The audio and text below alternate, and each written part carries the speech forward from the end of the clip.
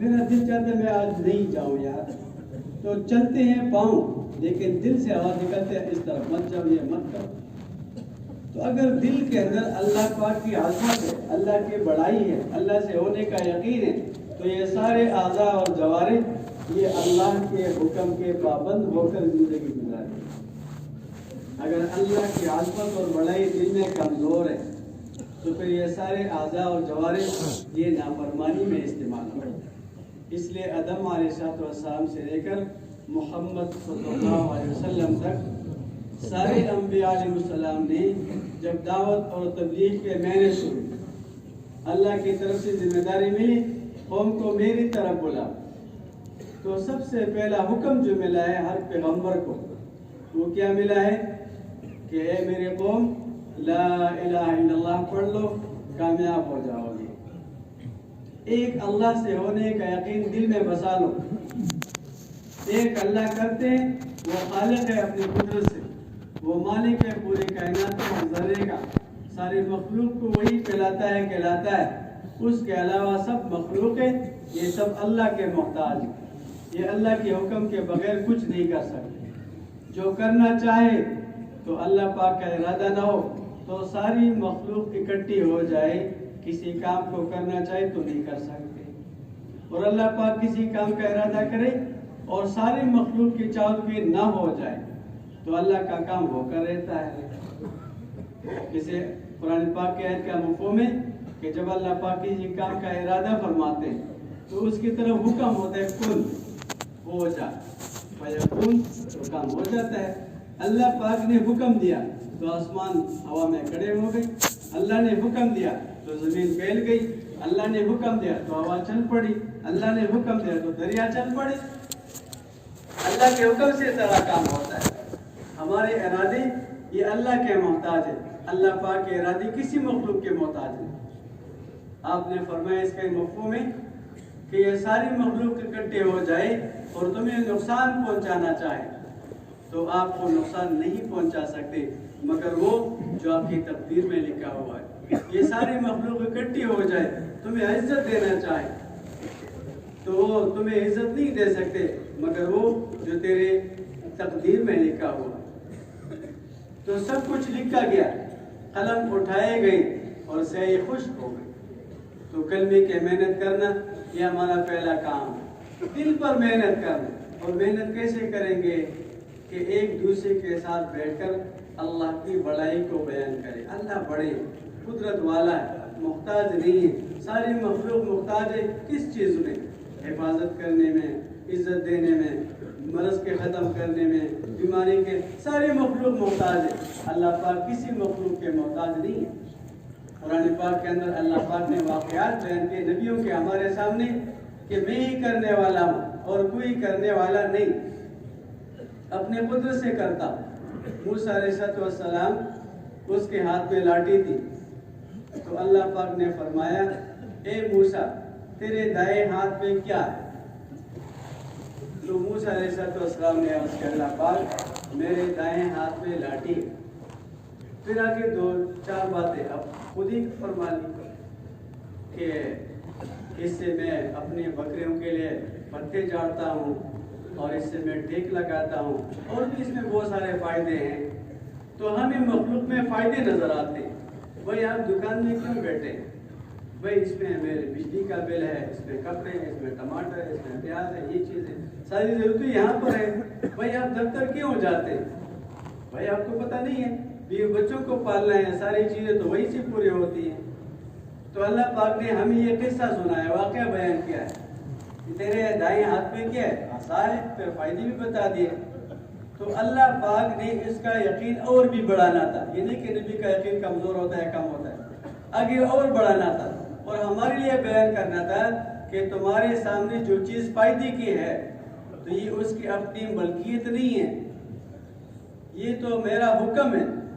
فائدے والے کو نقصان والا بناؤ، نقصان والے کو فائدے والا بناؤ، میرا اپنا کام ہے، میری اپنی مرضی ہے۔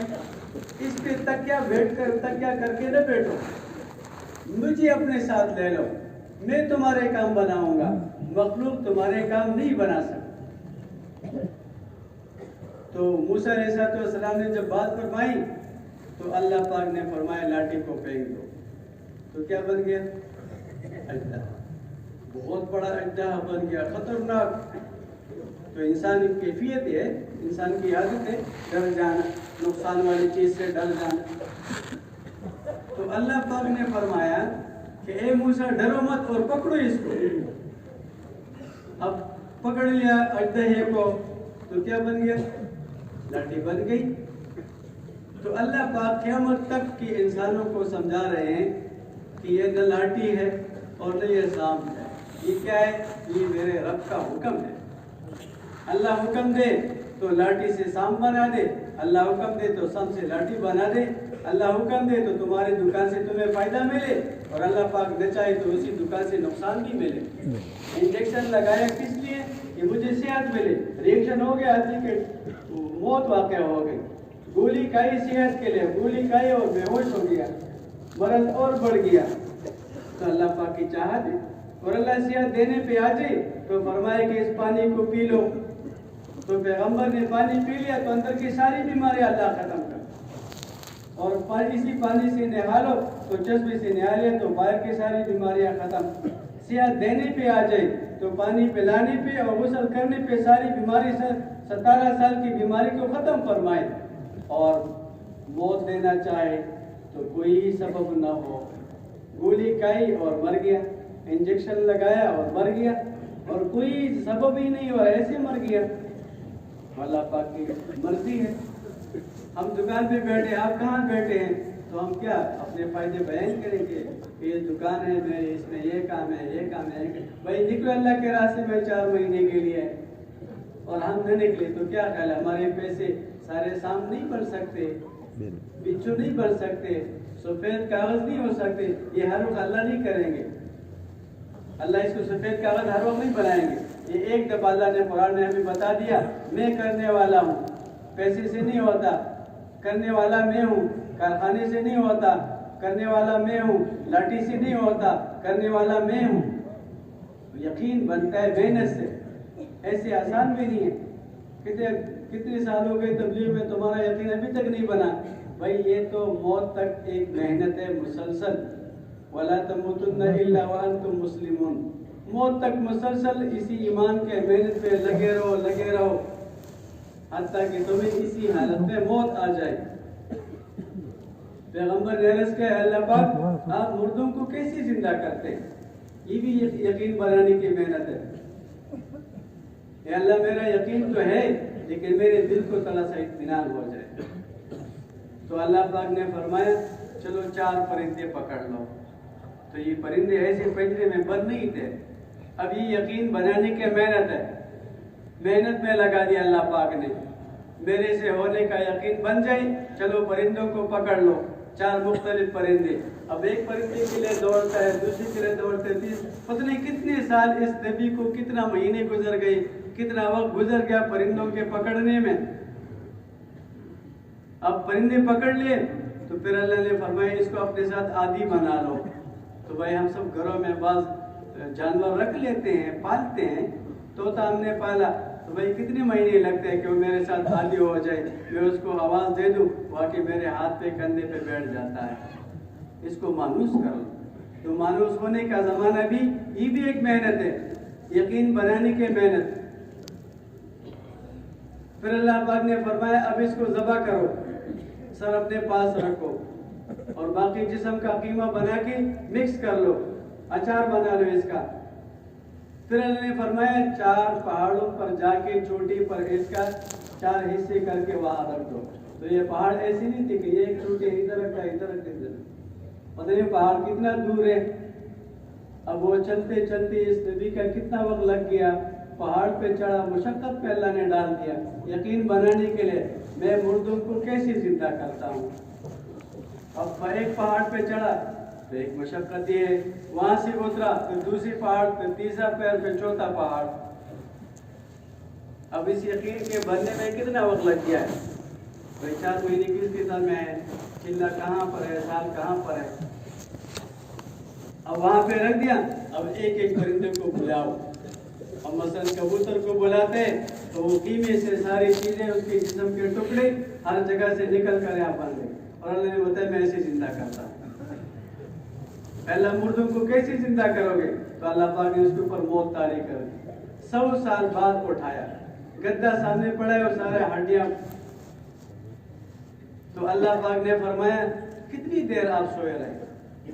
تو عرض کہ اللہ پاک ایک دن یا دن کا کوئی حصہ نہیں، آپ نے 100 سال گزارے، 100 سال کی گرمی گزر چکی ہے، 100 سال کے موسم برسات گزر گیا ہے، 100 سال کی سردیاں گزر چکی ہیں، زیادہ سردی سے بھی چیز خراب ہو جاتا ہے اور زیادہ گرمی سے بھی چیز خراب ہو جاتا ہے، ہوائیں اڑتی ہیں، دھول پڑتی ہے، چیز خراب ہو جاتی ہے۔ اللہ نے فرمایا اپنے کھانے کو دیکھو، اب 100 سال کے بعد اس کھانے کی حفاظت 100 سال تک کون کر رہا تھا؟ فریج نہیں تھا کہ فریج میں فریزر میں پڑے رہے، فریزر میں بھی خراب ہو جاتے ہیں، وہ سارا سالن ٹھیک ٹھاک پڑا ہے، پھر گدا کی ہڈیاں پڑی ہیں، تو اللہ پاک نے وہ ہڈیاں آپس میں ملائے، جو ذرات تھے وہاں سے گوشت کو سارا اکٹھا ہو کر گدا زندہ ہو گیا، آواز دی کیف تحیی الموتیٰ۔ ایک ہمارے گنی کناکری کے ایک عالم ہمارے ساتھ تھے، تو کیسے یہ دل میں ہوتا ہے، کیسے ہوتا ہے، کیسے کرتا ہے، کہتے گدے کی آواز جب نکلی تو یہ کیف ابھی دل سے نکل گیا کہ اللہ ایسے اپنے قدرت سے کرتا ہے، اللہ کا قدرت والا اپنے قدرت سے کرتا ہے۔ تو ہم جہاں جہاں مصروف ہے، ہمارے بڑے کہتے ہیں اسی کے نبی کرو کہ میرے دکان سے میرے کام نہیں بنتے، میرا کام بنانے والا کون؟ میرا اللہ ہے۔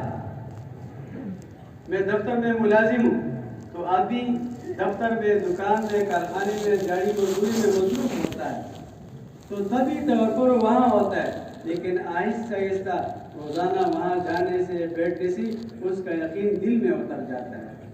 اس کے بغیر میرا گزار صاحب کیا کرے کہ اگر میں تبلیغ میں جاؤں، ہمارے پٹھانوں کے باتیں بات عجیب سے ہوتی ہیں، امیر صاحب بات بالکل ٹھیک ہے، اللہ رازق ہے، لیکن کا کیا مطلب؟ اللہ رازق ہے، لیکن اگر میں چلا گیا تو میرے بچے کون پالیں گے؟ اللہ پاک حفاظت کرتے ہیں۔ امیر صاحب میں اکیلا چھوٹے چھوٹے بڑا، اگر میں چلا جاؤں شب اتوار میں رات گزاروں تو پھر گھر کی حفاظت کون کرے گا؟ کسی نہ ہمارا، اس لیے دل اپنے دل پر محنت کرنے، حفاظت کرنے والا کون ہے؟ اللہ ہے، وہ حفاظت کرنے میں کسی نقشے کے محتاج نہیں، کسی نقشے کے محتاج نہیں۔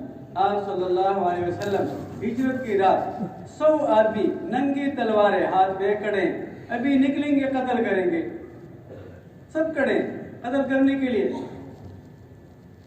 اور آپ نکل رہے تھے، کیا پڑھے سورہ یاسین، وَجَعَلْنَا مِن بَيْنِ أَيْدِيهِمْ سَدًّا وَمِنْ خَلْفِهِمْ، یہ آیت پڑھ رہے تھے اور نکلے، ریتہ ہاتھ میں اس کو پھینک دیا، اس کے ذرے کس نے پہنچایا آنکھوں میں؟ اللہ نے پہنچا دی۔ اب سب آنکھیں مند رہے ہیں، زندہ ہے، سلامت ہے، دیکھ رہے ہیں، لیکن آپ کو نہیں دیکھ رہے ہیں، اور آپ حفاظت نکل گئی، اور چلتے چلتے کہاں پہنچ گئے؟ غار ثور میں۔ جو نشانات کا ماہر آدمی تھا، وہ چلتے چلتے غار کے منہ میں پہنچ گیا۔ ابوبکر صدیق رضی اللہ عنہ عرض کرتے اللہ کے رسول، وہ تو یہاں پہنچ گیا، اے ابوبکر تیرا کیا خیال ہے دو کے بارے میں جن کے ساتھ تیسرا اللہ ہے؟ حفاظت کرنے والا کون ہے؟ ابھی نشانیاں دیکھنے والا، اب سامنے پاؤں کے نشانات ختم ہو گئی، دائیں طرف دیکھا کوئی نشان نہیں ہے پاؤں کا، بائیں طرف دیکھا کوئی نشان نہیں، اوپر چڑھا کوئی نشان نہیں، تو انسان اپنی عقل بھائی ادھر سے کہیں گھس گیا ہے کسی جگہ پہ تلاش کرو۔ اللہ نے اس کے عقل کو ختم کر دیا۔ عقل کس کے قبضے میں؟ اللہ کے قبضے میں۔ اللہ نے حکم دیا مکڑی کو کہ جالا بنا لو، کبوتری کو حکم دیا جالا بناؤ، گھونسلہ بناؤ، اس میں انڈے پہ دے دو۔ اب یہ کافر دیکھتا ہے کہ بھئی غار کے منہ میں تو مکڑی کا جالا ہے، اگر یہاں پہ اندر گیا ہے تو پھر مکڑی کا جالا کیوں باقی ہے، اور یہ گھونسلے میں انڈے پڑے ہیں، تو جگہ ہی اتنی ہے کہ آدمی گھسے اندر جائے تو یہ سب ٹوٹ جائے، یہ سب ٹھیک ٹھاک ہے، تو یہاں کوئی نہیں ہے۔ حفاظت کرنے والا کون؟ اللہ۔ سراقہ بن مالک 100 ऊँटों की लालच में पीछे पड़ गया, और जब आप सल्लल्लाहु अलैहि वसल्लम के करीब पहुंच गए तो आपने दुआ फरमाई। इसका मफ़हूम है, ए अल्लाह तू अपनी शान के मुनासिब हमारी हिफाजत फरमा दे। वो घोड़े पर सवार थे तो उसके घोड़े के जो पाँव हैं, अगले पाँव जमीन में दंस गए। हिफाजत किसने कर ली? अल्लाह। अल्लाह हिफाजत करता है। फिर दोबारा नियत बदल गई, फिर आप दुआ फरमाई, फिर पाँव दंस गई। आप सल्लल्लाहु अलैहि वसल्लम दरख्त के नीचे आराम फरमा रहे, तलवार वहाँ लटकाई थी दरख्त में। काफिर ने देखा मोहम्मद सल्लल्लाहु अलैहि वसल्लम आराम फरमाए सो रहे, तो चुपके से आए और तलवार को ले लिया हाथ में। आप भागो, आपने देखा कि तलवार तो उसके कब्जे में है। अब वो भी कहने लगा, तलवार का यकीन है, मखलूक का यकीन जिसके दिल में होता है वो ऐसे ही होता है कि आप बताओ आपको मुझसे कौन बचाएगा? तो बचाने वाला कौन है? अल्लाह। अल्लाह है। तो आपके दिल में 100% यकीन था कि तलवार से नहीं होता, करने वाला कौन है? अल्लाह है। तो आपके दिल से जो आवाज निकली ना, क्या फरमाया? अल्लाह। तो लफ्ज़ अल्लाह पैगंबर सल्लल्लाहु अलैहि वसल्लम के जुबान से निकलती ही उसका हाथ कांपने लगा और तलवार गिर गई। आपने तलवार उठाई और आपने फरमाया, अब आपको कौन बचाएगा? तो काफिर का दिल अल्लाह के ज़ात आली के यकीन से खाली था, उसमें तो तलवार का यकीन था और तलवार उसके हाथ में चला गई। अब हाथ में कुछ भी नहीं है कि आप बेहतरीन तलवार लेने वाले। हमारा पहला काम यह है, अल्लाह के ज़ात आली का यकीन दिल में होता है। अल्लाह करते हैं, अपनी कुदरत से करते हैं और करने में किसी मखलूक के मोहताज नहीं है। पालने में अल्लाह पाक किसी सबब के मोहताज नहीं है। ये तो अल्लाह पाक ने ऐसे असबाब हमें दिए हैं जिंदगी का। अल्लाह पाक ने एक निज़ाम बनाया है, किसी को दुकानदार बनाया, किसी को गाड़ी वाला, किसी को रिक्शे वाला, किसी को दफ्तर वाला बना दिया, निज़ाम चलता रहे। पालने वाला अल्लाह है, वरना इंसान के अलावा कोई मखलूक अपने रिज़्क़ के लिए कोई मेहनत नहीं करते। बहुत सारे लाखों किस्म के इंसान हैं, वो भी कोई मेहनत नहीं करते, अल्लाह उनको ऐसे कहलाते हैं। जेल में लोग बैठे हैं, उसके ऊपर अभी जेल कैद में पड़े, वो कोई काम नहीं करते, पैसे नहीं कमाते, मजदूरी नहीं करते, गाड़ी नहीं करते, दफ्तर में नहीं जाते, जिम्मेदारा नहीं करते, कौन कहलाता है उनको? अस्पताल में मरीज पड़ा है, उसके सराहने देखो तो हर किस्म के जूस और फ्रूट पड़े, उसके अपने पैसे नहीं लेंगे, अल्लाह उनको ऐसे कहलाता है। तो इंसानों को भी अल्लाह पाक कैसे कहलाता है। और बाकी सारे मखलूक इंसान के अलावा कोई काम नहीं करते। हम तो सिर्फ गाय, भैंस, बकरी और मछली को जानते हैं। मछली के अलावा समंदर के हजारों लाखों किस्म के मखलूक है, उसके रिज़्क़ का ज़ाहिरी तौर पर कोई इंतजाम नहीं। एक मछली है व्हेल, खाना शुरू करे एक वक्त में तकरीबन 4000 किलो एक वक्त में खाना खाती है, कौन कहलाता है? हम एक रोटी के लिए परेशान हैं, वो अपनी 4000 किलो के लिए परेशान नहीं है। अल्लाह पाक अपने कुदरत से उसको रिज़्क़ देता है। अब उसके लिए बाकी मछली अल्लाह कहाँ से पैदा करता है, उसके लिए क्या करता है? एक पूरा निज़ाम है अल्लाह पाक का, रिज़्क़ देने का सिलसिला अल्लाह से होता है। अल्लाह पाक अपनी कुदरत से करता है, करने में किसी के मोहताज नहीं। हमारे ये सारे असबाब ये अल्लाह पाक के मोहताज हैं और अल्लाह पाक किसी सबब के मोहताज नहीं है। हिफाजत अल्लाह करता है, इज्जत अल्लाह देते हैं, इज्जत देने में अल्लाह पाक किसी सबब के मोहताज नहीं है। न दुकान के मोहताज है, न कारखाने के मोहताज है, न घर के मोहताज है, न डिग्री के मोहताज है, न निजामत के मोहताज है, न वजारत के मोहताज है। ऐसे अल्लाह पाक इज्जत देते हैं। बादशाह बन के अल्लाह जलील कर दे, अल्लाह के लिए कोई मुश्किल नहीं। और गरीब आदमी है, कोई नाम नहीं, कोई खानदान नहीं। आप हज़रात सब जानते हैं, फिरौन, हामान, हारून, नमरूद, अबू जहल, ये आजकल काफिरों के नाम भी नहीं है। बड़े बड़े लोग गुजरे, तो उसका नाम मुसलमानों के अंदर तो बहुत बड़ी गाली है। किसी को तू फिरौन है, झगड़ा करेगा, मारेगा तुम्हें, जलील आदमी है। हालांकि बादशाह है, मालदार है। और बिलाल रज़ियल्लाहु अन्हु, इसके दादा का नाम उलमा फरमाते किताबों में नहीं है, خاندان کا کچھ پتہ نہیں، دادے کا نام بھی نہیں ہے، رنگ سے کالے ہیں، پیسہ کچھ بھی نہیں، غلام ہے، بازار میں فروغ ہو رہا ہے، اللہ کے رسول کا کلمہ پڑھا، لا الہ الا اللہ محمد رسول اللہ، کلمے سے اپنے آپ کو مزین کر لیا۔ کتنے نام ہے بلال کے؟ پوری دنیا کے مسلمانوں میں بلال کا نام دیکھو تو کتنے ہوں گے؟ بلال مسجد، بلال پارک، بلال ٹاؤن، بلال کالونی، یہ کتنے نام ہیں؟ ہزاروں نہیں، لاکھوں کے تعداد میں، اور قیامت تک کے نام زندہ ہے۔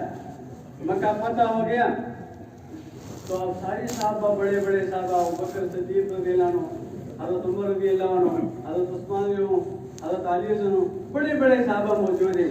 آپ نے فرمایا بلال کعبے کے چھت پہ جا کے آزان دے دو، عزت ہے۔ آپ نے اسی کو مؤذن بنا، اپنے خاندان کے کسی آدمی کو مؤذن نہیں بنایا، مؤذن بلال کو بنایا۔ سفر میں بھی، حضر میں بھی، مقام پہ بھی آزان، سفر میں جائے پھر بھی آزان۔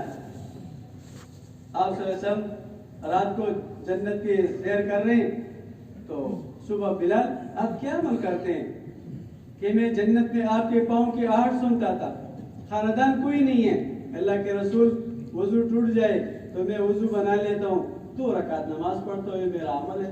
اس ایک عمل پہ بلال کے پاؤں کی آہٹ آپ صلی اللہ علیہ وسلم جنت میں سنتے۔ قیامت کا دن ہوگا اور حضور صلی اللہ علیہ وسلم الٹی پر سوار ہوں گے، مہر کس کے ہاتھ میں ہوگا؟ بلال کے ہاتھ میں۔ یہ بہت بڑی عزت ہے۔ تو عزت کے لیے کسی نقشے کے اللہ پاک محتاج نہیں ہے، وہ اللہ پاک اپنی قدرت سے دیتے، بغیر سامان کے دیتے، بغیر اسباب کے دیتے ہیں، بغیر جائیداد کے دیتے ہیں، بغیر خاندان کے دیتے ہیں، بغیر کرسی کے دیتے ہیں، بغیر ڈگری کے اللہ پاک دیتے ہیں۔ یہ ساری چیزیں محتاج ہیں، اللہ پاک محتاج نہیں ہے۔ یہ یقین ہمارے دل کے اندر پیوست ہو جائے، ہماری ہر وقت، ہر حاجت میں نگاہ کہاں جائے؟ اللہ کی طرف جائے۔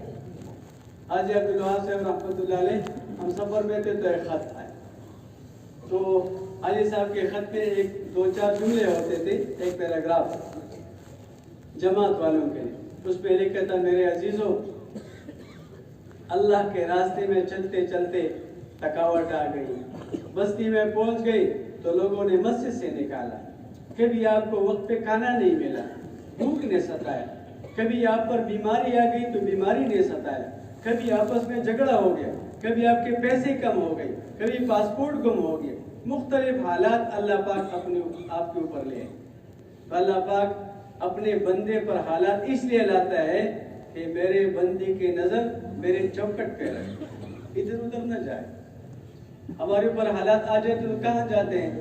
ٹھیک ہے امیر صاحب، میں نے 2-4 رکعت پڑھ لیے، لیکن اب یہ ہے کہ بس ادھر ادھر۔ اصحاب کرام پر حالات آ جاتے تھے تو جب تک وہ حال اللہ دور نہیں کرتے تھے وہ عمل میں لگے رہتے تھے، اللہ سے مانگتے تھے۔ اب بارش نہیں ہو رہی، فصل سارا خشک ہو گیا، درخت خشک ہو گئے، تو کس سبب میں لگ گئے؟ یہ نہیں کہ ابھی ڈرل لگا لو، ٹیوب ویل بنا لو، ٹیوب ویل کے لیے نہیں لگے، نماز میں لگ گئے، 1 دفعہ نماز، 2 دفعہ نماز، 3 دفعہ نماز، 4 دفعہ نماز، تو بارش شروع ہوگی۔ توجہ کس کی طرف ہے؟ اللہ کی طرف ہے۔ پانی کہاں سے آئے گا؟ اللہ ہی لائے گا۔ تو اسی میں لگے رہے۔ حضور پاک صلی اللہ علیہ وسلم کی ایک دعا ہے، اللہم انی اسألک ایمانا یباشر قلبی، یہ ہمارے لیے سبق سیکھ جائے۔ اے اللہ، میں تجھ سے وہ ایمان مانگتا ہوں جو میرے دل کے رگ و ریشے میں پیوست ہو جائے، دل کا ہر کونا اللہ سے ہوتا ہے، اللہ کے غیر سے نہیں ہوتا، اس یقین سے بھر جائے۔ ہمارے یہاں پشاور کے ایک مقیم تھے رائیوڈ میں، انجینئر نعمت اللہ صاحب، وہ رائیوڈ میں وفات پا گئے، مغرب کو اس کا جنازہ ہو گیا اور عشاء میں غالباً اس کے بیٹے رائیوڈ پہنچ گئے، تو ہمارے حاجی احمد گل صاحب رحمۃ اللہ علیہ اس نوجوان کو لے کر حاجی صاحب کے کمرے میں تشریف لے گئے، تو حاجی صاحب سے عرض کیا، حاجی صاحب یہ نعمت اللہ صاحب کا بیٹا ہے، تو حاجی صاحب نے فرمایا کہ بیٹے آپ کے دل میں ایک کونا تھا جس میں تمہارے باپ کی محبت پڑی تھی، وہ کونا خالی ہو گیا، تو کسی اور چیز کی محبت کے آنے سے پہلے اس کے کونے کو اللہ کی محبت سے بھر دو۔ کیسے عجیب بات ہے۔ ہمارے دل میں کتنی چیزوں کی محبت ہے، ایک اللہ کی محبت کا اندازہ کہاں سے ہوتا ہے؟ نماز میں، اللہ اکبر میں دکان میں بیٹھا ہوں، اللہ اکبر 6 مرتبہ میں نے کان نے سنا اللہ بڑے ہیں، میرے ہاتھ کانپنے لگے، ترازو گر گئی، پین گر گیا، شٹر بند ہو گیا، میں مسجد کی طرف چلنے لگا، میرا اللہ مجھے بلا رہا، حی علی الصلاۃ، میرے بندے میرے پاس آ جاؤ، کامیابی یہاں پر ہے، نماز پڑھ کے کامیابی لے لو، میرے گھر میں آ جاؤ، بازار میں، دکان میں، دفتر میں، کارخانے میں، یہاں پر اپنے آپ کو نہ تکاؤ، یہاں سے نہیں ملے گا میرے گھر سے ملے گا۔ تو اللہ مجھے بلا رہا ہے اور میں اپنی جگہ پر ہوں۔ تو نماز سے اندازہ ہو، نماز میں کھڑے ہو گئی تو کیا خیال ہے، فاتحہ مجھے مزہ دے رہا ہے، میں اپنے اللہ کے ساتھ باتیں کر رہا ہوں، الحمدللہ رب العالمین۔ تو کیا میں اللہ پاک کے جواب کا منتظر ہوں کہ اللہ پاک مجھے جواب دے، حمیدنی عبدی، میں انتظار میں ہوں اور میں نے وہ جواب سن لیا، یا میں ایک سانس میں الحمد شروع کیا والدین پر پہنچ گیا؟ اللہ کے ساتھ میری محبت کتنی، بے رکوع میں چلا گیا تو رکوع میں جھکنا مجھے مزہ دیتا ہے کہ میں اللہ کے سامنے جھکا ہوں، بس جھکا ہوں، سبحان رب العظیم مزہ دے رہا ہے، میں اپنا اللہ کی صفت کو بیان کر رہا ہوں، مجھے مزہ ہو رہا ہے۔ میں سجدے میں پڑا ہوں تو کہاں پڑا ہوں، میں اللہ پاک کے قدموں میں میرا سر پڑا ہے اور میں سراپا معصیت میں مبتلا ہوں، سارے گناہ ہیں۔ تو کیا خیال ہے کہ میں اتنی دیر پڑا رہا ہوں کہ مجھے یقین ہو جائے کہ سر سے لے کر پیر تک جو میرا ہر عضو گناہوں میں ڈوبا ہوا تھا وہ سارے گناہ میرے دھل گئے، میں صاف ہو گیا کہ سر اٹھا لوں، میں تو اسی لیے قدموں میں پڑا ہوں، تحیات میں بیٹھا ہوں، مزہ مل رہا ہے مجھے، میں دعا کر رہا ہوں تو مجھے دعا مزہ دے رہا ہے کہ میں لگا رہا ہوں، کس کے ساتھ؟ اللہ کے ساتھ باتیں کرتا ہوں۔ میں ذکر میں بیٹھا ہوں تو ذکر سے مجھے حلاوت مل رہی ہے، میں تلاوت کے لیے بیٹھ گیا، اللہ کا کلام پڑھتا ہوں، کس کو سنا رہا ہوں؟ تو اللہ کے ذاتی علی کا یقین دل میں پختہ ہو جائے، ساری مخلوق کی محبت میرے دل سے نکل جائے، یہ کلمے کی محنت ہے، لا الہ الا اللہ محمد رسول اللہ، ایک الگ محنت ہے۔ حضور پاک صلی اللہ علیہ وسلم کی محبت کتنی دل میں ہے، اس کی ایک ایک سنت کے ساتھ میری کتنی محبت ہے۔ صحابہ کرام میں دسترخوان بچھ گیا اور صحابہ بیٹھ گئے، کھانا کھانے لگے، صحابی کے ہاتھ سے نوالا گر گیا تو نوالے کو اٹھا کر کھانے لگے، تو ساتھ والے نے کہا یہ عجمی لوگ ہیں، یہ اس کو برا مانتے ہیں۔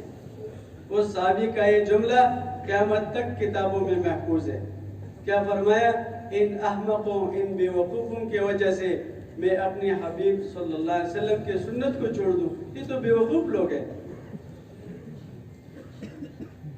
آپ صلی اللہ علیہ وسلم تشریف لے کے جا رہے ہیں تو دیکھیں قبہ بنا ہے، تھوڑا سا اونچا مکان بنا ہے، تو فرمایا کس کا ہے؟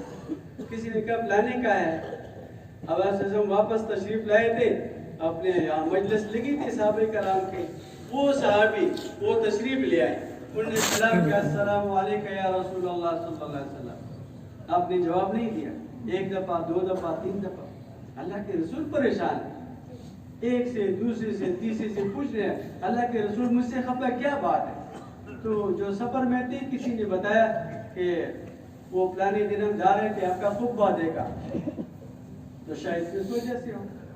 تو یہ نہیں کہ آپ کے مجلس میں آئے، اللہ کے رسول وہ میرا قبہ آپ کو پسند نہیں ہے تو کیا کرے، کچھ بٹھاؤں، کچھ کتابوں میں گنجائش، ہم تو یہ مولوی صاحب سے ہی پوچھتے ہیں، مفتی صاحب ذرا کتاب دیکھ کے شاید کوئی گنجائش نکل آ جائے۔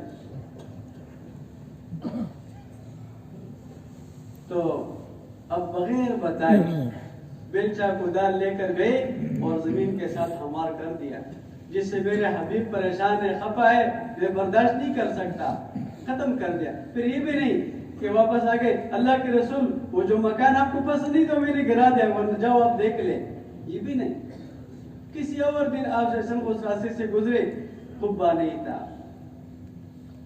یہ ہے حضور سے محبت۔ آپ نے دیکھا کہ چادر پہنی ہوئے صحابہ نے، اس میں سرخ داغے، تو فرمایا کہ میں دیکھ رہا ہوں یہ سرخ رنگ تمہارے اوپر غالب ہو رہا ہے۔ تو جس کے چادر میں سرخ داغے تھے نا، وہ گھر میں چلا گیا اور تندور میں جلا دیا۔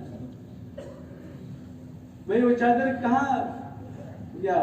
فرمایا اللہ کے رسول، میں نے کتنے مستورات کو دینے میں کوئی قباحت نہیں تھی، اللہ کے رسول جو آپ کو پسند نہیں ہے مجھے بھی پسند نہیں۔ حضور کی پسند میری پسند بن جائے، محمد رسول اللہ کا یہ مقصد۔ اور کسی صحابی نے کہا اللہ کے رسول یہ خریم اسدی کس آدمی ہے؟ ایک مجلس میں آپ سے پوچھا گیا، وہ نہیں تھے اس میں، وہ صحابی نہیں تھے، اس کی غیر موجودگی میں پوچھا گیا، تو آپ نے فرمایا کہ یہ بہت اچھا آدمی ہے اگر دو باتیں اس میں نہ ہو، ایک تو اس کے بال بہت لمبے ہوتے ہیں، ایک اس کے ٹخنے جو ہے وہ پانچے میں وہ نیچے ہوتا ہے، ٹخنے کھلے نہیں ہے۔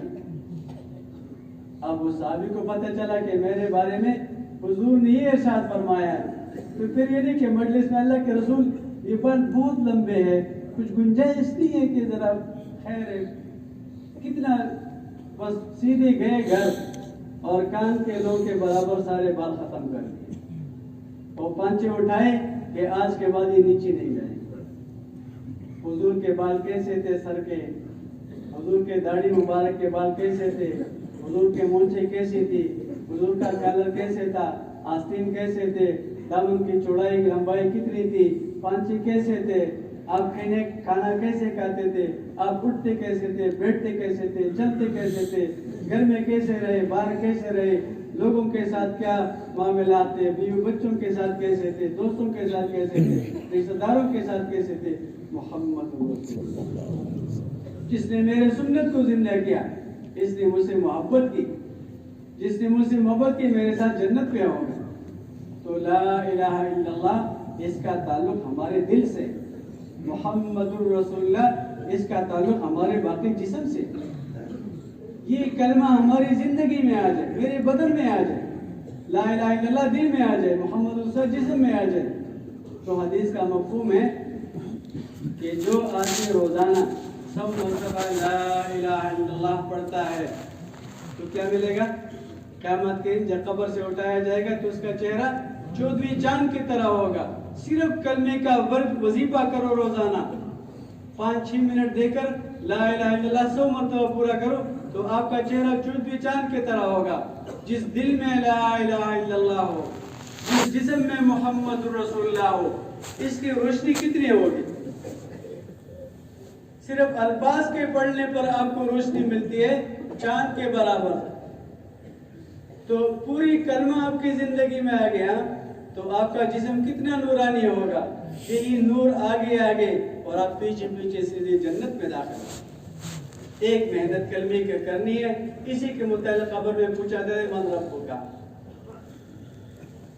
تو ہم آخرت کی طرف جا رہے ہیں، ہم مرنے کے قریب ہیں۔ کتنا وقت باقی ہے؟ ظاہر میں عشاء کے بعد آدمی سو جاتا ہے، تو کون سی دعا ہے؟ اللہم بسمک اموت، یا اللہ میں مر جاتا ہوں۔ تو ہماری موت میں کتنا وقت باقی ہے؟ حقیقی موت کا تو کچھ پتہ نہیں، وہ تو سیکنڈ کے بعد بھی آ سکتا ہے، لیکن جو عارضی موت ہے اس میں بھی 1-2-4 گھنٹے باقی ہے۔ تو میں نے اپنے قبر کے لیے کیا تیاری کی ہے؟ میرے دل کا یقین کہاں اٹکا ہوا ہے؟ میرے جسم میں سنت کے کتنے، حضور کی محبت کتنی دل میں؟ ایک محنت ہے کلمے والی محنت، اور ایک ہے کہ ہم انسان ہیں، ہمارے ساتھ حاجتیں لگی ہوئی ہیں، تو ہر حاجت میں ہم کسی ایک عمل میں لگیں گے جو عمل ہمیں حضور نے بتایا ہے صلی اللہ علیہ وسلم۔ سب سے بڑا عمل حضور کا وہ ہے نماز۔ حدیث کا مفہوم ہے کہ آپ صلی اللہ علیہ وسلم کو جب بھی کبھی सख्त अमर पेश आता था तो कहाँ जाते थे? इस तरफ, नमाज की तरफ मुतवज्जे होते थे। और हाजत के दौरान नमाज के तरफ मुतवज्जे होना, अल्लाह की रहमत को अपनी तरफ मुतवज्जे करना है।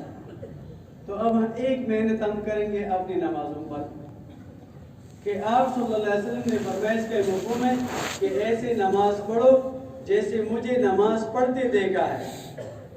उस नमाज पे अल्लाह पाक मसाइल को हल करेंगे, हाजतों को पूरा करेंगे। तो आप सल्लल्लाहु अलैहि वसल्लम इज्तिमाई नमाज जब आप इमामत कराते तो वो तो मुख्तसर पढ़ा करते, लेकिन आपकी इंफरादी नमाज कैसी थी? तो एक जगह पे किताबों में लेके फज़ाइल अमाल में भी है कि आप सल्लल्लाहु अलैहि वसल्लम ने नमाज की नियत बांध ली तो पहले रकात में सूरत बकरा 2.5 पारे हैं। तो आजकल जो आम कारी साहिबान करते हैं थोड़ा तजवीज़ के साथ कम से कम 20 मिनट लगाते हैं एक पारे पर। तो 20 मिनट और आधा पारा 10 मिनट, कितनी हो गई? 50 मिनट हो गई। फिर आप ऐसे नहीं पढ़ते थे, रहमत की आयत आ गई तो इसमें देर तक रहमत की दुआ मांगते रहे, अजाब वाली आयत पर अजाब से पनाह मांगते रहेंगे। पता नहीं कितनी दफा इसमें रहमत की आयतें आई और कितनी देर आप दुआ मांगते रहे, अजाब वाली आयत आई कितनी देर पनाह की दुआ मांगते रहे। तो ये क़याम कितना लंबा था पहले रकात वाला। फिर फरमाया कि इतनी देर में आपका क़याम था, इतनी देर रुकू, इतनी देर सजदा। फिर दूसरी रकात में जब उठी तो फिर सूरत आल इमरान शुरू की, बोले 4 पारे बन गए। फिर तीसरी रकात में उठी तो सूरत निसा, फिर माइदा, तो तकरीबन 6 पारे ये बनते हैं 4 रकात। सारी रात गुजर गई। आप सल्लल्लाहु अलैहि वसल्लम खड़े खड़े सारे जिस्म में वम आ जाता था, सूज जाता था बदन, आंसू बहते बहते आपकी दाढ़ी मुबारक तर हो जाती, गिरेबान तर हो जाता, सिद्धि में जाते इतने आंसू बहाते कि वो जगह गीली हो जाती, उसी में आपका सिद्धा होता था। इस नमाज से मसाइल हल होंगे। और फरमाया ऐसी नमाज पढ़ो जैसे मुझे नमाज पढ़ते देखा है।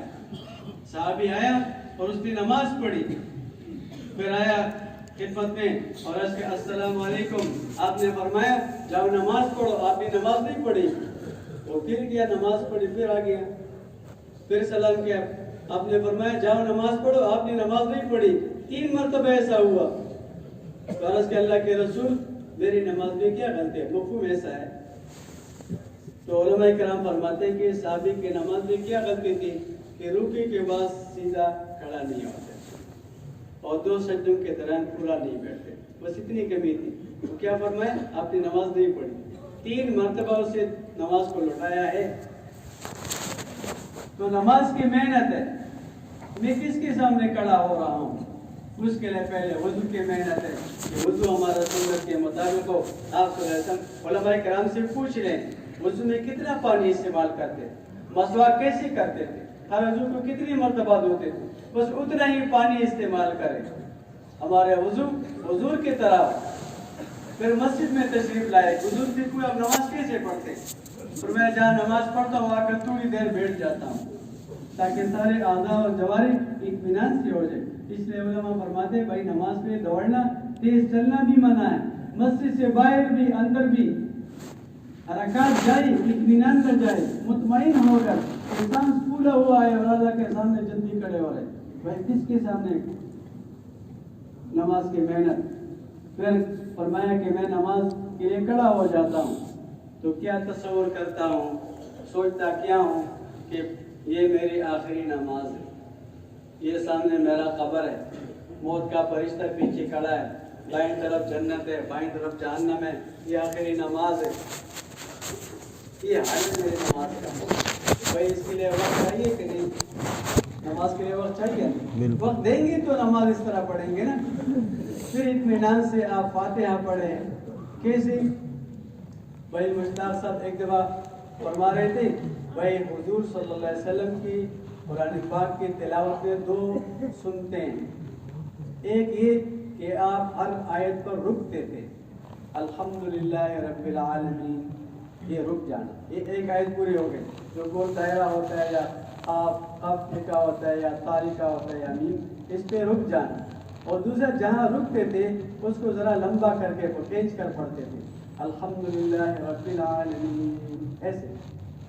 اب میں خود سوچوں کہ میں نماز اسی طرح پڑھتا ہوں کہ میں ہر آیت پہ رکتا ہوں اور میں اس کو کھینچ کر پڑھتا ہوں، اور کیا میں نے اپنی اس نماز کو قاری صاحب کے سامنے دہرایا ہے کہ اس میں کیا کچھ غلطیاں ہیں، اور وہ اپنی جگہ سے نکلتے ہیں نماز کے محنت۔ اس نماز پہ اللہ پاک میری حاجت کو پورے کریں گے، تو نمازوں کو بنا بنا کر پیش کرنا اللہ کے سامنے، یا اللہ میری نماز ہے، پھر ایسی نماز پڑھ کے جو حضور کے طریقہ پر ہو۔ اس کے بعد پھر کیا دعا پڑھنی ہے؟ اللہم انی ظلمت نفسی ظلما کثیرا، اللہ میرے اوپر بہت بڑا ظلم کیا۔ آپ صلی اللہ علیہ وسلم نے ابوبکر صدیق کو امام بنایا، اس کے پیچھے آپ نے نماز پڑھی، آپ نے خود اس کے پیچھے نماز پڑھی، وہ کامل نماز ہے، اور اسی کو یہ دعا سکھلائی کہ جب فرض نماز پڑھ چکو تو یہ دعا پڑھو، اللہم انی ظلمت نفسی ظلما کثیرا ولا یغفر الذنوب الا انت فاغفر لی مغفرۃ من عندک، پوری دعا میں نے اوپر ظلم کیا، کیا ظلم ہے؟ یا اللہ یہ جو میرا قیام تھا یہ آپ کے شان کے مناسب نہیں تھا، یا اللہ جو میرے قرت تھی یہ آپ کے شان کے مناسب نہیں تھا، یا اللہ جو میرے رکوع میں جھکنا تھا میرے شان کے مناسب نہیں تھا، یا اللہ جو تسبیح میں نے پڑھی آپ کے شان کے مناسب نہیں تھی، یا اللہ جو سجدہ میں نے کیا، جو تسبیح میں نے پڑھی، جو تحیات میں نے کی، یا اللہ تیرے شان کے، یہ ظلم ہے۔ اس پہ اللہ پاک آگے سارے معاملے حل کریں گے، آپ کی کون سی ضرورت ہے؟ پھر اللہ پاک سارے کام کریں گے، تو نمازوں پر محنت کرنی ہے، اور علماء کرام سے اپنی زندگی کے مسائل بھی سیکھنی ہے۔ ہم عام لوگ نہیں ہیں، ایک آدمی موٹر وے پہ جاتا ہے، وہ ٹھیک ٹھاک ڈرائیونگ کرتا ہے، صرف لائسنس اس کے پاس نہیں ہے، جرمانہ ہوتے نہیں ہوتا۔ ہم ایسی زندگی نہیں گزاریں گے، ہم علماء سے پوچھیں گے، کاروبار ایک آدمی بالغ ہو گیا، اس پہ نماز فرض ہو، تو نماز کا سارا علم بھی فرض ہو گیا، آگے اس نے روزے رکھنے ہیں، روزہ فرض ہو گیا، تو روزے کے سارے مسائل فرض ہو گئے۔ یہ کاروبار شروع کرتے ہیں تو کاروبار کے مسائل اس کے اوپر فرض ہو گئے، اسی کے لیے یہ حج کرنے جاتا ہے تو حج کے مسائل فرض ہو گئے، یہ زکوٰۃ دیتا ہے تو زکوٰۃ کے مسائل فرض ہو گئے، یہ شادی کرتے ہیں تو نکاح کے سارے مسائل فرض ہو گئے۔ تو علماء کے پاس جانا، اس سے مسائل سیکھنا، اور میں جو علم کا راستہ اختیار کر لیتا ہے، جنت کا راستہ اللہ اس کے لیے آسان فرما دیتا ہے۔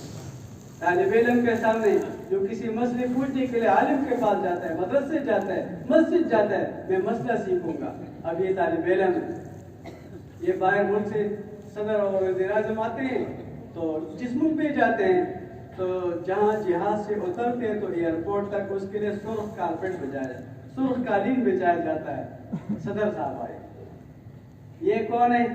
یہ اللہ کے دین کا طالب علم ہے، یہ مسئلہ سیکھنے جا رہا ہے، یہ قرآن پڑھنے جا رہا ہے، یہ حدیث کا علم سیکھنے جا رہا ہے، تو اللہ پاک فرماتے ہیں یہ بہت بڑا معزز ہے، اس کی قدر کیا ہے، عزت کیا ہے، فرشتوں سے کہتے ہیں اس کے سامنے اپنے پر بچا لو، اس کے پاؤں زمین کے قابل نہیں ہیں، یہ کارپیٹ والے پاؤں نہیں ہیں، تم میری نورانی مخلوق کو اپنے پر بچاؤ، اس پہ سفر کرو۔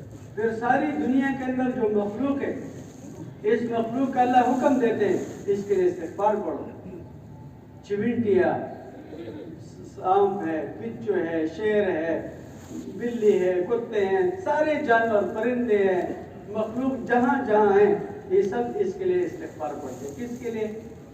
طالب علم، بہت بڑی بات ہے۔ تو ہم علم سیکھیں گے روزانہ، اب ہم 5 دفعہ نماز کے لیے تو جاتے ہیں نا مسجد میں، تو ہم نیت کر لیں کہ میں ایک مسئلہ سیکھوں گا، تو نماز سے پہلے یا نماز کے بعد اپنی جو مسجد کے امام صاحب عالم صاحب اس کے ساتھ بیٹھ جائیں، ایک مسئلہ اس سے پوچھ لیں، تو دن میں 5 مسئلے، اور مہینے میں 150 مسئلے، اور پورے سال میں 1800 مسائل۔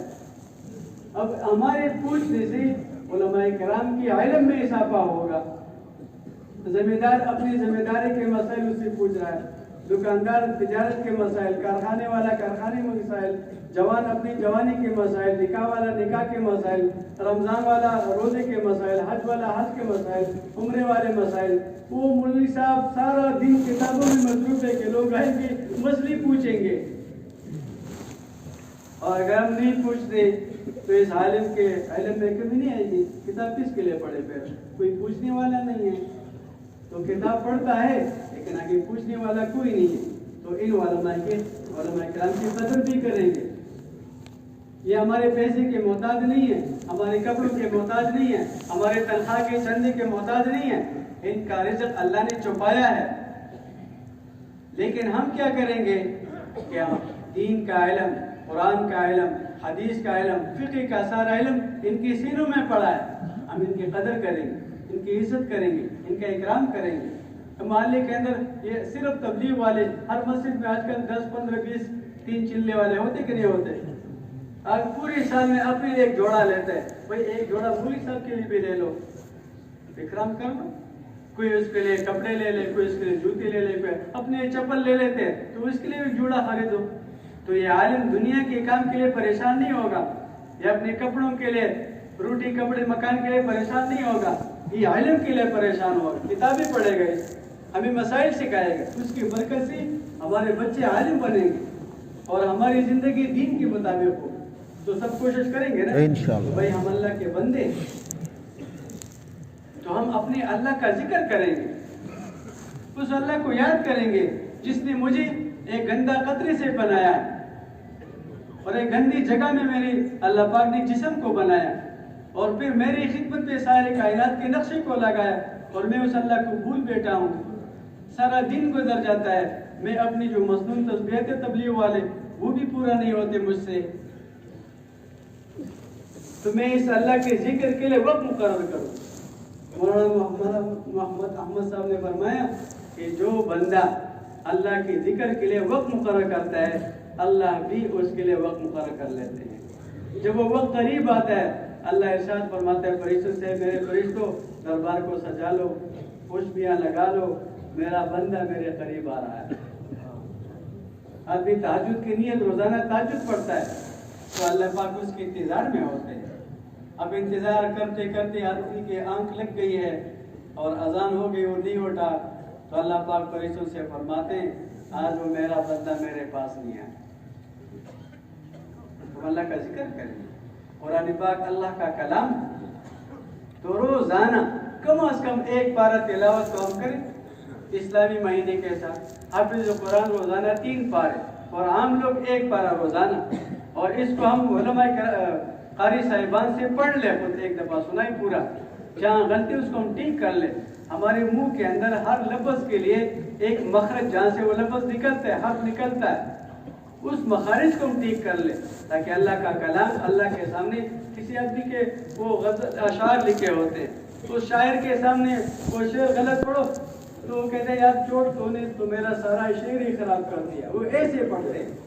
तो अल्लाह का कलाम है, अरबी है, हमारी अपनी जुबान है नहीं, तो इसलिए कारी साहिबान से एक मरतबा सारा कुरान ख़त्म कर ले और फिर रोज़ाना एहतमाम करें, तस्बीहात का एहतमाम करें, 30 कलमा, दरूद शरीफ, इस्तिग़फ़ार, मसनून दुआओं को सीखना, मौके माल के मुताबिक को इसके मुताबिक पढ़ना भी, और लंबी दुआएं मांगना।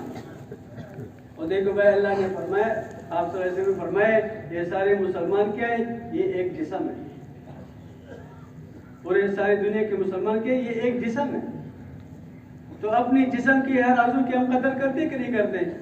आंख में कोई चीज़ पड़ जाए, सर में दर्द हो जाए, कान में पानी पड़ जाए, नाक खराब हो जाए, दांत खराब हो जाए, तो हम क्या करते हैं? इसको ख़त्म कर लेते हैं, इसको काटो भाई, कोई ज़रूरत नहीं है। बाद आदमी को पालज हो जाता है, एक हालत पे अटैक, हाथ पे अटैक हो गया, पालज हो गया, तो क्या करते हैं? इसको काट के फेंकते नहीं है, न रिश्तेदार इस पे राजी है, न मरीज पे राजी है, उसको मालिश करते हैं, फिजियोथेरेपी करते हैं, ठीक हो जाए, हालांकि वो बोझ होता है। तो सारे मुसलमान, हर मुसलमान के दिल से कदर, गिरा पड़ा मुसलमान, कोई काम नहीं, सारे गुनाह करता है, एक कलमा पढ़ने वाला है, उसकी वजह से तो जमीन आसमान कायम है। इसकी कीमत ये है इस मुसलमान की, जब तक एक अल्लाह का नाम लेने वाला जिंदा होगा क़यामत नहीं आएगी। یہ مسلمان کی قیمت ہے، کلمے کی قیمت ہے، ایمان کی قیمت ہے. اور ہم کیا کہتے ہیں؟ بعض دفعہ آدمی غصے میں آ جاتا ہے تو زبان سے باتیں نکل جاتی ہیں. کوئی داخل میں دسپین ہم زیادہ بدیشی نہیں ہے، مسلمان ہے، حضور کا امتی ہے، کلمہ پڑھنے والا ہے، نمازی ہے، تبلیغ میں وقت لگائے اس کا، اس کی قدر کریں گے. ہمیں گناہوں کے چھپانے کا حکم ہے، بیان کرنے کا نہیں ہے. گناہوں کو چھپاؤ. آپ صلی اللہ علیہ وسلم کے پاس صحابی آئے، اللہ کے رسول میں نے زنا کیا ہے. آپ نے فرمایا میں زنا نہیں کیا. وہ کہتے ہیں میں نے کیا ہے، آپ چھپانے کی کوشش کر رہے ہیں. اللہ کے رسول میں نے چوری کی ہے، آپ نے چوری نہیں کی ہے. تو گناہوں کو چھپانا. عمر میں گشت کر رہے ہیں اور گھر سے آواز آئی، گانے کی آواز، شراب بوتل کے ٹکرانے کی آواز آئی، پلان کر چلے گئے. یہ کیا دیکھ رہا ہوں؟ اس نے کہا امیر المومنین میں ایک غلطی کر رہا ہوں، آپ 3 غلطی کر رہے ہیں. تو باہر آئے تو جو صحابی ساتھ تھے نا، کچھ نہیں بتایا. گناہ کو چھپا لیا. تو گناہوں کو چھپانا، مسلمان کی قدر کرنا کلمے کی وجہ سے. اس کے دل میں کلمہ ہے، اس کی وجہ سے میں اس کی قدر کرتا ہوں. کتنی قدر ہے، اللہ پاک کتنا پیار کرتے ہیں. آپ کسی کو سلام کریں السلام علیکم، صرف اتنا کہہ دیا کہ اللہ تمہیں سلامت رکھے. اللہ خوش ہوتے. اس نے میرے ایک بندے کو دعا دی، سلامتی کی دعا. اللہ ان فرشتوں کو فرماتے ہیں کہ اس بندے کے عمل نامے سے 10 گناہ ختم کرو. پھر فرماتے ہیں چلو اس کی جگہ 10 نیکیاں لکھ دو. پھر آگے فرماتے 10 درجے جنت میں بلند بھی کرو. اس نے میرے بندے کو دعا دی ہے. ورحمت اللہ 20 کر دو، وبرکاتہ 30 کر دو. اللہ خوش ہوتے ہیں. پیاسے کو پانی پلائے، شراب یہ مہر لگائے ہوا شراب اللہ پاک پلائے جنت میں. کھانا کھلائے بھوکے کو، جنت کا طعام کھلائیں گے. کپڑا پہنا ہے، حدیث کا مفہوم ہے جو اپنے لیے نیا جوڑا لے لے، پرانا جوڑا کسی کو دے دے. تو فرمایا کہ جب تک اس جوڑے کا ایک ٹکڑا بھی اس آدمی کے جسم پہ موجود ہوگا، یہ دینے والا اللہ کی حفاظت میں ہوگا. سبحان اللہ، کتنی بڑی بات. تو بہت سارے جوڑے سال میں 1-2 دفعہ تو جوڑے لیتے، تو ایک جوڑا کسی کو دے دو اور اپنے آپ کو اللہ کی حفاظت میں دے دو. اللہ کے لیے کام کرنا. تبلیغ میں کیوں جاتا ہوں؟ اللہ کے لیے. سے روزہ کیوں لگاتا ہوں؟ سفر میں کیوں جاتا ہوں؟ گشت کیوں کرتا ہوں؟ تعلیم میں کیوں بیٹھتا ہوں؟ شب اتوار کیوں جاتا ہوں؟ نماز کیوں پڑھتا ہوں؟ کیوں؟ اندر سے آواز آئے اللہ کے لیے کرتا ہوں. قرآن پاک میں کا مفہوم ہے کہ تمہاری قربانی کا گوشت اور اس کا خون اللہ کو نہیں پہنچتا، لیکن تمہارے دلوں کے اندر جو تقویٰ ہے، اخلاص ہے، وہ اللہ کو پہنچتا ہے. اللہ پاک تمہارے شکلوں کو، تمہارے مالوں کو نہیں دیکھتے. اللہ پاک تمہارے عمل کو دیکھتے ہیں. تمہارے دل کو عمل کیسے کرتا ہے اور اندر نیت کیا کیوں کرتا ہے. تو نیت کو ٹٹولنا عمل سے پہلے. میں یہ عمل کیوں شروع کر رہا ہوں؟ عمل کے درمیان میں کیوں کر رہا ہوں؟ عمل کے آخر میں کیوں کیا میں نے عمل؟ اگر کوئی گڑبڑ ہو، لا حول ولا قوت الا باللہ استغفار پڑھ کے اپنی نیت کو ٹھیک کر لیں، نیت کی وجہ سے. اور بھائی ہم حضور پاک صلی اللہ علیہ وسلم کی امتی، ہمارے ذمہ بہت بڑا کام ہے. آپ صلی اللہ علیہ وسلم خاتم النبیین ہیں. آپ کے بعد قیامت تک نبوت کا دروازہ اللہ نے بند فرمایا، کوئی نبی نہیں آئے گا. تو آگے 23 سال کے بعد دنیا سے تشریف لے گئے. 1443 سال یہ گزر گئے. ہجرت کے 10 سال کم کر دو تو 1433 سال گزر گئی. آگے قیامت کب آئے گی؟ اس وقت تک انسان دنیا میں آ رہے ہیں اور آگے پہنچانے کا نظام دین کا. تو اللہ پاک نے ان کو ایسے چھوڑا. اللہ نے فرمایا اس کے مفہوم ہے کہ میں اس وقت تک کسی بستی والوں کو، علاقے والوں کو عذاب نہیں دیتا جب تک اس میں میرا کوئی رسول نہ آ جائے. رسول آتا ہے، میں رسول بھیجتا ہوں، محنت کرتا ہے، لوگ نہیں مانتے، پھر میں عذاب دیتا ہوں. اور رسول آنا بند ہو گیا. صحابہ کرام جب اللہ کے راستے میں جاتے تھے اور وہ علاقوں میں پہنچتے تھے تو وہاں پر ایک بات فرماتے تھے کہ ہم اپنے رسول کے رسول ہیں. ہمارے پاس اللہ نے ایک رسول بھیجا محمد صلی اللہ علیہ وسلم، اور اس نے ہمیں آپ کے پاس بھیجا ہے. تو وہ آگے رسول کا معاملہ ختم پورا ہو گیا، پیغام دینے والا اور محنت کرنے والا علاقے میں پہنچ گیا، تو صحابہ کرام سمجھ گئے کہ یہ خاتم النبیین ہے، اس کا کام ہمارے ذمہ ہے۔ آپ نے ایک مرتبہ ارشاد فرمایا اس کا یہ مفہوم ہے، میں اللہ کا دین سارے عالم میں پہنچانا چاہتا ہوں، تمہارا مال اور تمہاری زندگی اس کے لیے وقف ہونی چاہیے۔ تو صحابہ نے وقف کر دی، محنت کو سمجھ گئی، ذمہ داری کو سمجھ گئے۔ تو ابھی ہم ترکی میں تھے تو حضرت ابو ایوب انصاری رضی اللہ عنہ کی قبر پہ وہاں چلے گئے تھے، تو میں نے پوچھا بھائی یہاں سے مدینہ منورہ کتنا دور ہے؟ کہ 3000 کلومیٹر۔ اب ہم یہاں سے جہاز میں بیٹھ گئے تو 1.5 گھنٹے میں ابو ظبی پہنچ گئے۔ اب جہاز میں بیٹھے، خوب مزیدار آرام دہ سیٹ ہے، کھانا بھی ہے، چائے بھی ہے، پانی بھی ہے، ساری چیزیں موجود ہیں، مرضی کے کھانے آپ جو چاہتے ہو جہاز والا دے دیتا ہے، باتھ روم بھی موجود ہے، تقاضے بھی سارے پورے ہو رہے ہیں، کوئی پرواہ نہیں۔ پھر وہاں سے اڑے تو 4.5 گھنٹے میں استنبول پہنچ گئے، وہاں بھی پھر دوبارہ ہم نے کھانا کھایا، وہاں پہنچ گئے، بھائی 1-2 دن یہاں آرام کریں گے، آپ بہت تھکاوٹ ہے۔ 6.5 گھنٹے میں پہنچ گئے وہاں پہ، اب آرام کرتے کیوں؟ ہم تک گئے ہیں۔ تو میں سوچ میں پڑ گیا کہ بھائی جو ابو ایوب انصاری اس زمانے میں تو کیا جہاز کون سا تھا؟ اونٹ، گھوڑا، گدھا اور اپنے 2 پاؤں، یا پیدل چلے یا گھوڑے پہ چلے یا خچر پہ چلے یا گدی پہ چلے اور یا اونٹ پہ سوار ہو کر۔ تو اونٹ پہ یہاں سے آپ گیٹ تک جائے نا تو سارے جو انتڑیاں اور پیٹ ہے نا، بس یہ جس طرح مٹکے میں پانی ڈالو الٹن پلٹن کرتے رہو۔ اب 3000 کلومیٹر، اب ایک گھوڑا کتنا دوڑتا ہے؟ دن میں کتنا کلومیٹر جائے گا؟ 100 کلومیٹر جائے گا، 200 جائے گا۔ تو 3000 کلومیٹر کا فاصلہ کتنے دنوں میں طے کیا؟ اس میں گرمی آئی، اس میں سردی آئی، اس میں طوفان آیا، اس میں بارش برسنے لگی، اس میں جو ہے سردی نے ان کو تنگ کیا، اس میں گرمی آ گئی، اس میں پہاڑ آ گئے، اس میں ریگستان آ گئے۔ گھبرانے والے نہیں تھے، کام والے تھے۔ مولانا یوسف صاحب رحمۃ اللہ علیہ کے متعلق سنا ہے کہ بیانات میں ہے کہ حضور پاک صلی اللہ علیہ وسلم کی مسجد سے ایک آواز لگتی تھی، الصلاۃ الجامعہ۔ یہ آواز سنتے ہی جو صحابی جہاں پہ تھا وہی سے دوڑ کر مسجد میں آ گیا۔ تو فرمایا کہ بیمار اپنی چارپائی کو چھوڑ کر اور دکاندار اپنی دکان کو چھوڑ کر اور ذمہ دار اپنی کھیتی کو چھوڑ کر مسجد میں پہنچ گئی سارے۔ اب یہاں سے جماعت بن گئی، تشکیل ہو گئی، تو کسی صحابی نے عذر پیش نہیں، اللہ کے رسول میں تو دکان کھلا چھوڑ کے آیا ہوں، صرف معلوم کرنے کی کیا بات ہے، کیا میں تو چارپائی پہ پڑا تھا اور جانے کی ہمت نہیں ہے، میری تو والدہ پڑی ہے بیمار، میرا تو بچہ بیمار پڑا ہے، میرے تو شادی کی رات ہے، میرا تو یہ سیزن ہے، میرا یہ تو ابھی فصل تیار ہے۔ جماعت بن گئی، ہدایت ہو گئی، جماعت چل پڑی۔ ایسا بھی تھا کہ پاؤں میں جوتی نہیں ہے، تو یہ نہیں کہ جوتی بھی ہم تو کہتے ہیں بھائی یہ جوش کا کام نہیں ہے، ہوش کا کام ہے، کم از کم جوتی تو بنا لو نا اپنے۔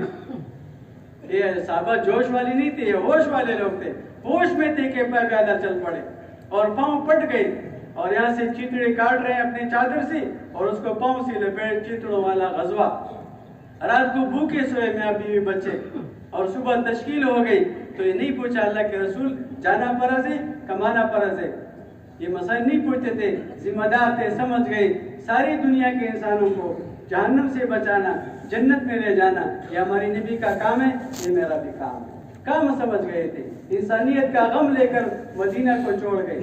جس آپ سے صحابہ آپ سے محبت کرتے تھے، آپ نے فرمایا اے معاذ واللہ، اللہ کے ذات کی قسم مجھے آپ سے محبت ہے۔ جو پیغمبر صحابی سے کہے کہ کتنی محبت ہوگی شدید۔ اسی کو امیر بنایا معاذ بن جبل کو اور یمن روانہ کر دیا، اور ساتھ ہی بھی فرمایا کہ جب تمہاری واپسی ہوگی مجھے دنیا میں نہیں پاؤ گے، میرے قبر پر تمہارا گزر ہوگا۔ کتنے روئے یہ اللہ ہی جانتا ہے۔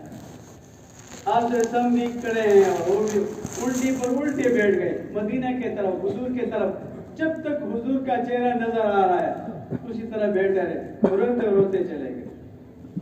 مدینے کو قربان کرنا، حضور کی مجلس کو قربان کرنا بہت بڑی قربانی، جذبات کو قربان کرتے تھے لیکن کام کو قربان نہیں کرتے تھے۔ تو بھائی اللہ پاک نے ایک بہت بڑا کام دیا ہے، جس کام کے کرنے پر ایک قدم لے لو تو آپ کو کیا ملے گا؟ 700 نیکیاں عمل نامے میں لکھی جائیں گی، 700 گناہ معاف ہوں گے، 700 جنت میں درجے بلند ہو گے۔ 1 روپے لگاؤ تو 7 لاکھ کما لو، ایک نماز پڑھو 49 کروڑ لے لو اللہ پاک سے، اور اللہ کے راستے میں نکلنا پچھلے گناہوں کا کفارہ ہے۔ آپ نے فرمایا کیا تمہیں معلوم نہیں کہ کلمہ پچھلے گناہوں کو ختم کرتا ہے؟ اور کیا تمہیں معلوم نہیں کہ حج پہلے گناہوں کو مٹا دیتا ہے؟